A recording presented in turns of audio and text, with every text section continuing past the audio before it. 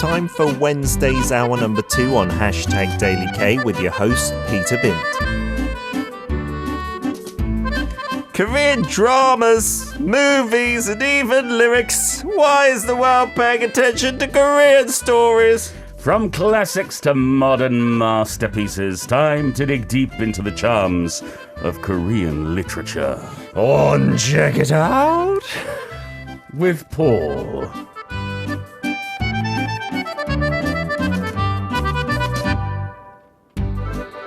What's going on? What's going on with you today? I don't know, I was fine until you came in, until you traipsed in and put your bottom on the chair next to me. Sorry, Arirang family, for this disgraceful behaviour by your host, King Peter. This is Sir Paul stepping in.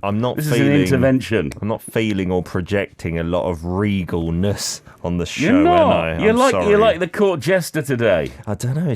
Maybe it's the rain in the air, the humidity. It's got to my brain. It's quite dry in the studio. It is really dry in the studio. I've got no excuses. All right, I'm just feeling a bit silly.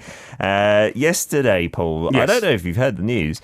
You might not have, actually. What? Korean only had her final show. She left us What? yesterday. She's been on longest serving guest, so I'm guessing that's news to you, yeah. So no, I had no idea. It's a bit of an emotional roller coaster, so to be who's honest. going to teach us Korean? We've got Minji Teaches Korean, I think is her YouTube channel. She's also a Korean teacher on YouTube. She's taken over the realms. That's the first time I've announced that. I don't know if that was a secret. If it was, it's not anymore. The cat's out of the bag. The question is, she an onni? She is not my onni anyway. Okay. I don't think she's even my nunna, to be honest. So there's not many people who are nunnas in this industry anymore, are there? No, sadly not. How have you been, Paul? I've been good. I've been enjoying my week. I've had a busy week, but a fun one. I got to dress up as a fake phonics chef on Saturday and go to a big convention centre. Oh, at the COEX? Yeah, and got to meet lots of kids who had been watching me on this phonics thing I've been doing. Oh, fantastic. So they all knew who I was, and they were all very excited to meet me, so it was a lot of fun. Oh, I did see the photos. You look like a brilliant chef there. Today, we've got another book for you guys. You can keep commenting about your, your thoughts on the hashtag 환경보호. But for the time being, we previewed it last week. I previewed it in hour number 1. We're talking about a book called 먼지별. Yeah, 먼지별, Dust Star by Lee Kyung. I hope everybody listening or watching today has very full bellies and very happy hearts this morning. Oh, that's nice. Because the two main characters in this story do not. Oh, I thought it was going to be a cheerful, jovial tale of full bellies and happiness. No, it's translated by Jeon Miseli, and it's about an odd pair of friends who have nothing to lose and nothing to eat, and desperate times call for desperate measures if they're going to get themselves a loaf of bread or two. Is this like set in some kind of dystopia or in like real life Korea? Is it in Korea? That's no way to talk about Pasong. I see. So, how dare you? I thought this show was about promoting Korean culture. Of course, we love it all. The author, Lee Kyung, have we mentioned her before? We have not. In fact, I think this may be the only English translation of her work out there. She was born in Seoul in 1970. She started out as a copywriter, worked for a company for a decade, then went freelance.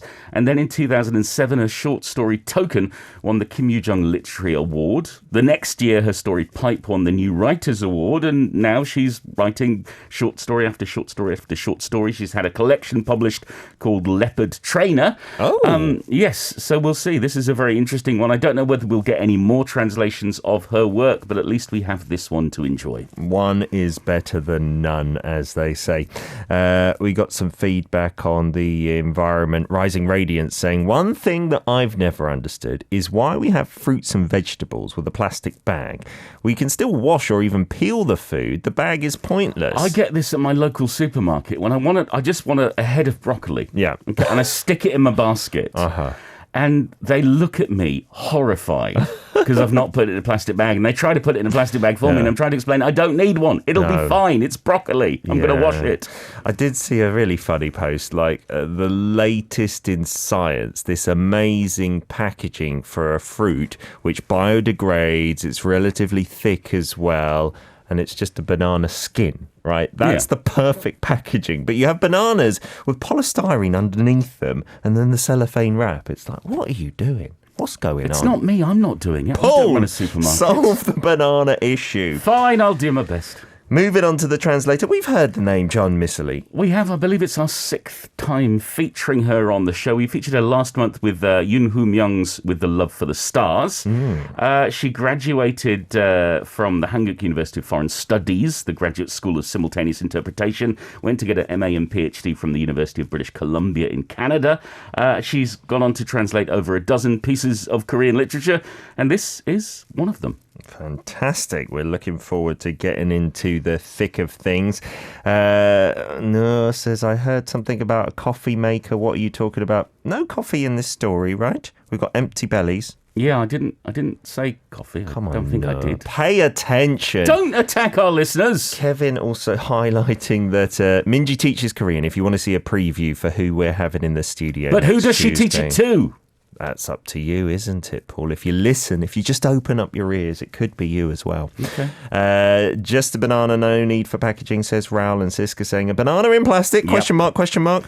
Yes, If you go to some coffee shop franchises here, they have individual bananas in plastic. Yeah, I love it that they sell individual bananas. That's nice. Yeah, but why you don't you just sell them by themselves? Exactly. Yeah, that's how Have they're a meant fruit to bowl. be. TK's on board saying, hey, Peter and everyone, it's been a while since I've been here. I hope Paul doesn't put you off with his reading. We're going to get to the first Wow. one.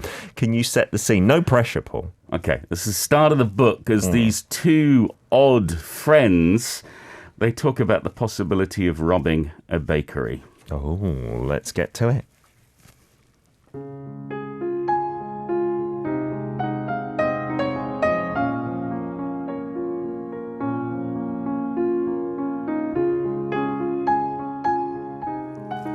I've never even stolen a pack of gum. Chima's pupils seemed much darker in sharp contrast to the white of his eyes, which in turn stood out against his dark skin. He resembled my dad, in that they both reminded me of darkness. A construction labourer living from hand to mouth, my dad has spent his life in darkness with absolutely no prospects until the day of his death. Once, I teased Chima, saying that his eyes looked too good-natured, to the point of looking idiotic. He responded that all Bengalese have the same set of eyes. When he said that, he opened and closed his dark, window-like eyes several times. If the expression rob a bakery bothers you so much, then why don't we change it to get some bread? Without any money? Without a knife? You don't mean to take a knife with you, do you? Well, with no money, with no knife, we'll get some bread, all right? Now let's go. When I left home for the first time, I took a knife instead of money. It's a knife, not money, that a girl of 16 should carry with her. I found the knife inside the desk drawer. Had I found some odd coins lying around inside that makeshift cloth wardrobe when I opened its zipper, I wouldn't have rummaged through the drawer. I left home more than once, and each time I returned.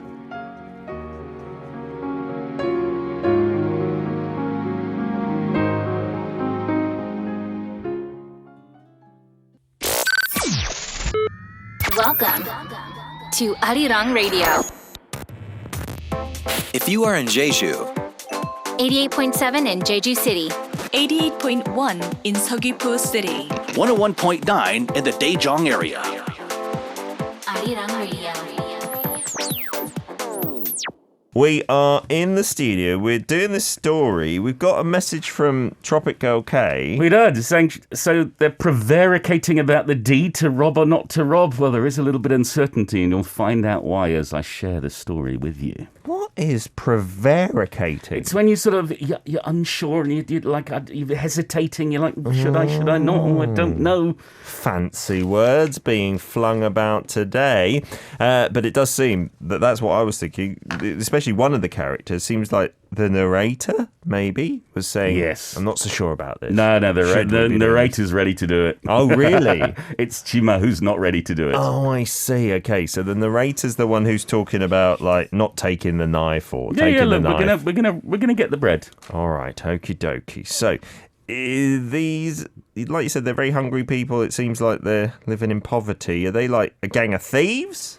Well, no, not really, but they're resorting to theft. And we Okay. have one Korean and one Pakistani. Oh, The narrator is Korean. Is Korean. Is a Korean Chima. 16-year-old girl. Okay. And Chima is a Pakistani, man in his 30s. and this is set in Korea. This is set in Korea. It's set in Hwasong. Okay, in the current kind of time. Well, it's sort of maybe a decade ago or something like that, 10, Okey-dokey. 15 years ago. All right. Yeah. So she's promised to teach him how to steal from a bakery. Not a lot. No, we're not talking about taking all the money. We're talking about just taking maybe 30,000 won's worth of bread. Okay, all right. Yeah. That doesn't seem like it's going to hurt too many people. No, and quite frankly, Chima needs it. He's been kicked out of his goshiwon. And for those who don't know, a goshiwon is like a place to stay, but it's just a room. It's not even a one-room apartment. We talked about this with David on Monday because of the exodus of youngsters from Seoul. Those who do live in Seoul, they can only just about afford a Goshiwon, which is a little shoebox, right? Basically, there's room for a bed, maybe a microwave, and that's about it. There's sometimes not even a toilet. You have to use the shared bathrooms. Yeah, and sometimes not even a window, we learnt, right? So Yeah. Chima was living in one of those, but he's even been kicked out. Yeah, of and there. he's starving, and the narrator has decided, okay, I'm going to teach you how to steal, and then at least you won't have to beg for food. Okay, so they've kind of come across each other being in a similar situation. We'll come to that. We'll come to how they met. All right. So, and then the narrator thinks about running away from home when she was 16, and she keeps running away from home from her elderly mother, who she hates, who used to be a bar hostess. The mother. Yes. Okay. And she got pregnant with her when she was over 50. And they have a really fraught relationship. When she was 6 years old, her mother ran away with a whole heap of money from her and her father. Then a decade later, she returned. Her father was so shocked he had a heart attack and died. Oh, no. And then so she was stuck with the mother who left her in the first place. Oh, dear. That's a sad childhood. Yeah, and she can't stand her, so she often leaves. She often runs away. She does come back. Oh, so this is maybe mid-running away. Exactly. Okay. And she's learnt to go to the industrial complex in Hwasong each night, and she looks for someone to take her in. And that's where she had started to meet migrant workers. And she figures if she sleeps with them, they'll give her a bed for the night. Okay. And actually, spending the night with them makes her feel as if she's been transported away from this horrible, dreary city, Oh. at least for a moment. And Chima, he's a little bit different. He's a university graduate from Pakistan. He's close to 40 years old.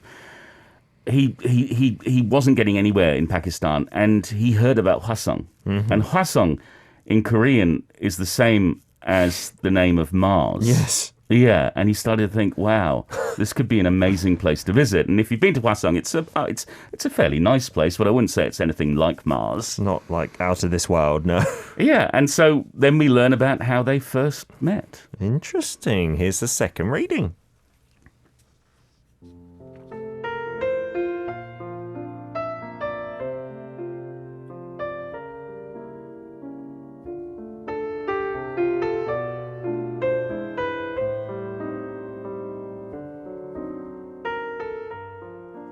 Since his departure from Pakistan, Chima hadn't been able to even get one of those easy-to-get vinyl houses or container boxes for 5 years.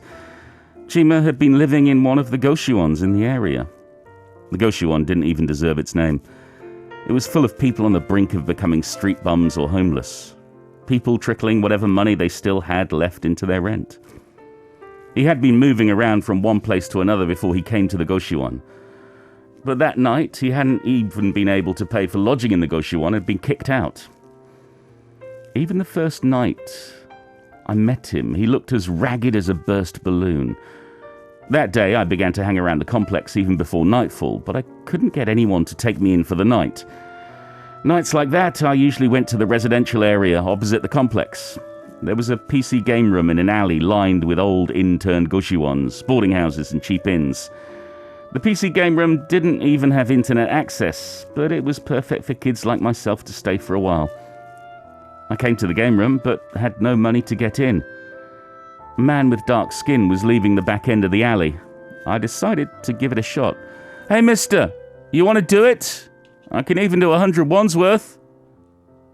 He blinked his eyes, which made me feel as though the window of the night had been opened. He was 3 heads taller than me. He stooped down to look at my face. Silently, he took some money out of his pocket. 20,000 won. Perhaps he didn't even know the value of Korean paper money, I thought, and tried another shot at it. Mister, the going price for a woman is 30,000 won. Chima, still silent, took out another bill from his pocket. Then he began to walk away. I was dumbfounded.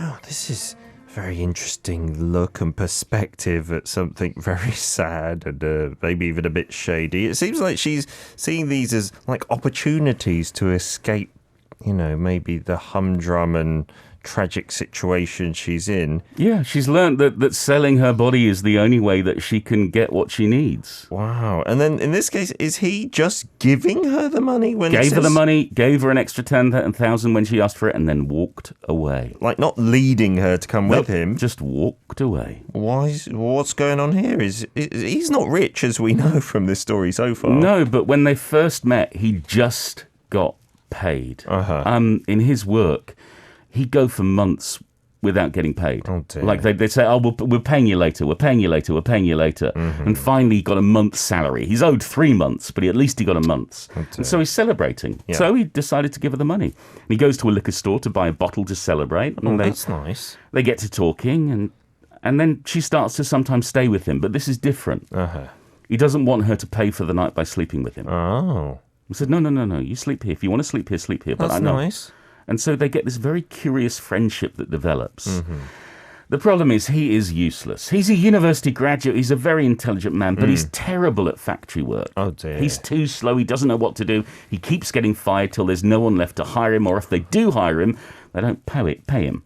Oh, that's sometimes you hear horror stories, right, of migrant workers in Korea, right? Oh, exactly. And so they get to this point where he's starving. And she remembers one time she saw this migrant worker demanding bread from this baker. Now, this baker is in the industrial complex. Mm-hmm. And because there are so many migrant workers, he started to make the kind of bread that they wanted to eat. Oh. The breads from other countries as opposed to the usual Korean-style pastries.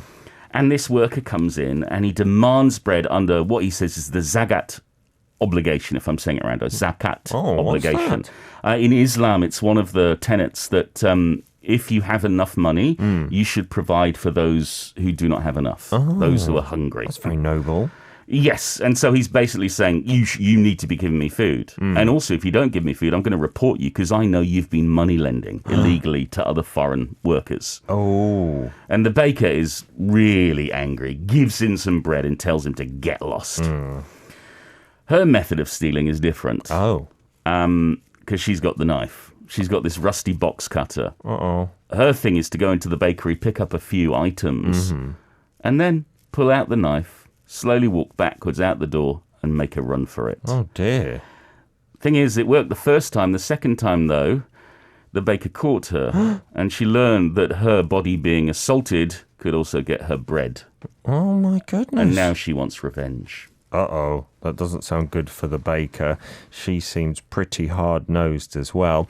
Tell us what you think about this. Tropic Girl saying, I'm thinking about universal human rights. This poor young girl. Homelessness can be awful. What a way to live, selling yourself for a warm place to sleep at night. I think tales like this, if we're more privileged, like I'm sure most of our listeners are, makes you feel much more blessed and grateful for what we have, right? Yeah. You want to message me? Go RIRANG. ArirangRadio.com.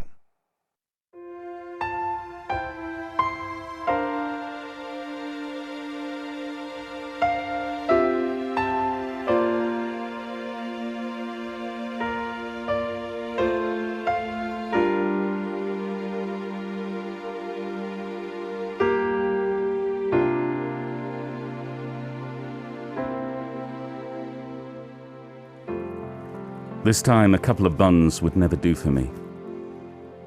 I tightened my grip on the knife in my pocket. Chima still seemed very unwilling. Although he had been forced to come to the bakery, he wouldn't go in. If you'd known how to at least rob a bakery, I would have already taken off my pants for you. Not for a room, because I wanted to. Chima looked into my eyes for a long time. His hollow eyes looked like they were covered in thin ice. It was a cold day. He must have felt like even his eyes were freezing. He hesitated for another long while, and finally he opened the bakery door. The store was the same as before. Cakes, baguettes, and donuts were happily floating together along the ceiling and the walls. The man was the same too. The Allah of the bread universe. He sat commandingly at the counter near the entrance. "It's you. Do you need bread again?" "I do, but not like the other day." "Then pay for it like other people and get out." "I haven't got money today either." The man twisted his lips as if to say, "Well, what do we have here?" Chima, realizing that the man and I had met before, looked around bewilderingly. He seemed to realize that it was time for him to step in. He began talking sheepishly. "We're sorry that we don't have any money, but we're hungry." The man, flabbergasted, burst into laughter. I was flabbergasted myself too. This way, we would get nothing, not even breadcrumbs.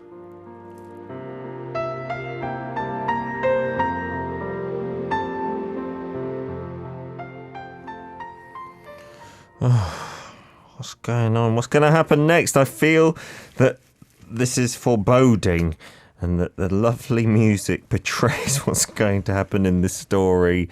Sherry says, and I hope this is true, I hope the baker figures out what's going on, gives them a job and adopts them. Is that what happens? Oh, Sherry, have you read this book?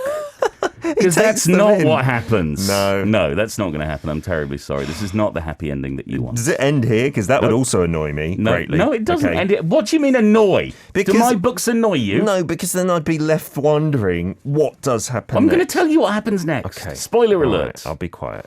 There's a fight.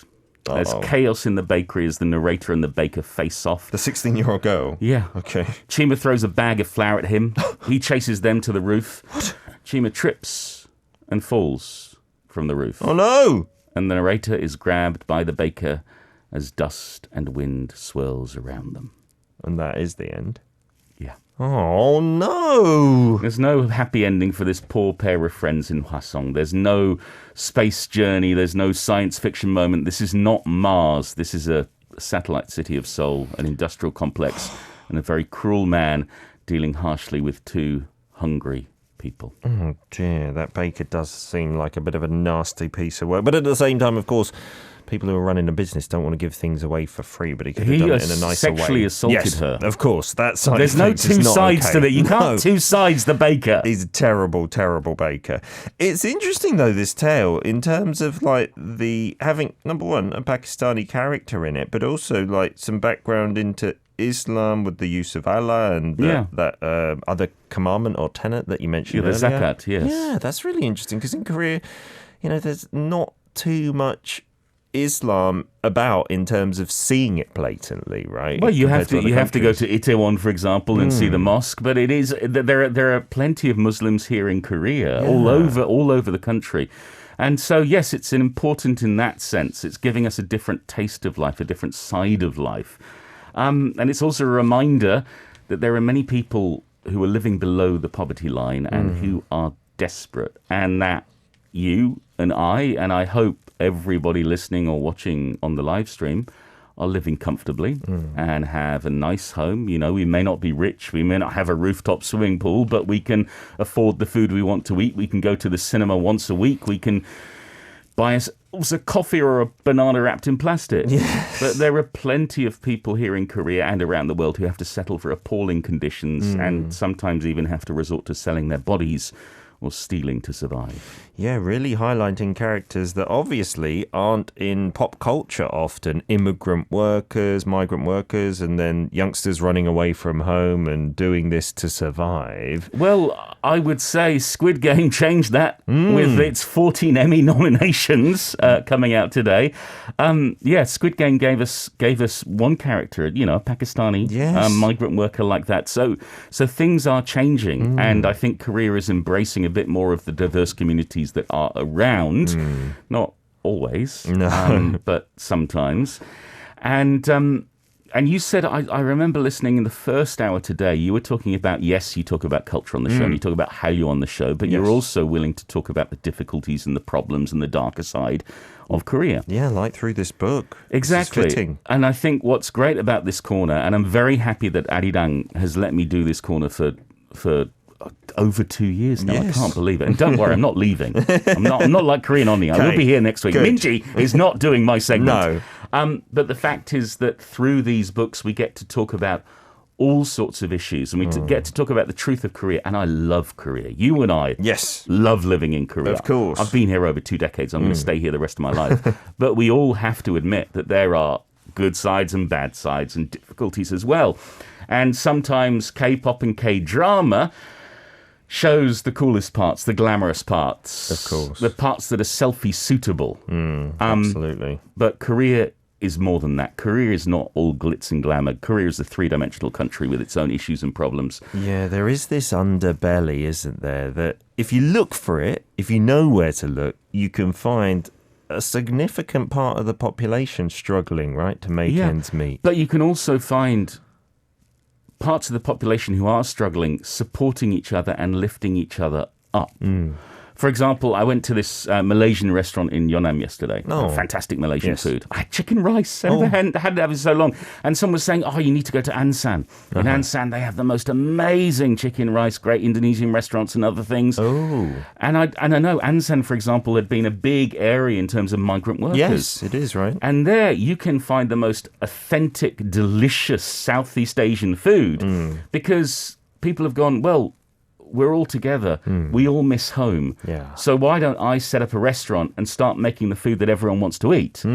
So these communities are supporting each other. This is not the tale of every young girl in poverty or Of every course. young man coming over to work in Korea, but it's a good reminder that we need to protect these people. Absolutely. And I do want to say that Korea has got a lot better. When we look at working conditions for migrant workers, they're getting better and better. There are more legal protections. There are more organizations looking out for those who may have been having problems. So life is getting better. Yeah. But the other thing it reminds us of is this tenet. You don't have to be a Muslim to understand and appreciate the idea of this sagat. Yes. The idea if we have enough, why can't we help someone who doesn't have enough? Yeah, I wish that things like that were more ingrained in modern Western society, right? We have all our laws and regulations, but in terms of moral tenets, I don't think those exist in a blatant form, right? No. We should all be telling each other that is just a given in life, right? Help your neighbour in need if you can. Exactly. I remember years ago getting into an argument with a friend about whether you should give money to homeless people on the streets. I'm saying, no, I don't give it out of principle. They might use it to buy alcohol or drugs or other things. I'm like, I don't know their story. Yeah. They might do that, but if I have a spare coin in my pocket or a spare 1,001 note, maybe that's going to make the difference that makes their day better or that turns their life around in a little bit of a way. Absolutely. I definitely feel that, right? Have more empathy for the other person. And you're right, your friend is right. They could use it for that, but who's to judge? It's not going to do you any harm giving away that 1,000 It Exactly. could improve if their we life. can afford it, and I think this goes with any religion and just any decent moral philosophy. If you have more than enough, you can give some away. Yeah, absolutely. Paul, as ever, thank you so much for your reading today. Oh, thanks to everyone. Thanks to Asia Publishers for the help with copyright permission for this broadcast. Thanks to Lee Kyung for an interesting story, to Jeon Miseli for her translation. I'll be back next week with another book. It's going to be Bird by Jun Sung Tae. I will be back next Wednesday, and say hello to Minji for me. You can listen to Check It Out with Paul Matthews on Arirang Radio's #DailyK every Wednesday from 10 a.m. KST.